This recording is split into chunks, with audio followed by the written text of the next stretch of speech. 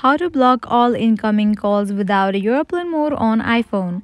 Hello everyone, welcome to our channel. I'm Lisa from Create Login and Delete. Now let's jump straight into the process.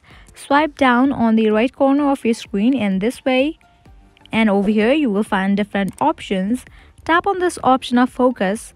Now over here you will find different options. You have to tap on this option of do not disturb. After you turn on this option, now tap on these three dots. Tap on the option of settings.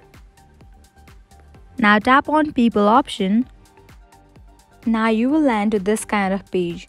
Now from here you have to select the option of allow notifications from, and make sure you haven't added any people over here. Now tap on this option of allow calls from and set it to allowed people only.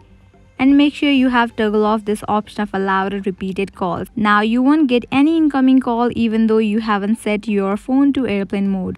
This is how you block incoming call without airplane mode on iPhone. I hope now you guys are clear about it. At the end, if you find this video helpful, make sure to like, share and subscribe to our channel. Thank you.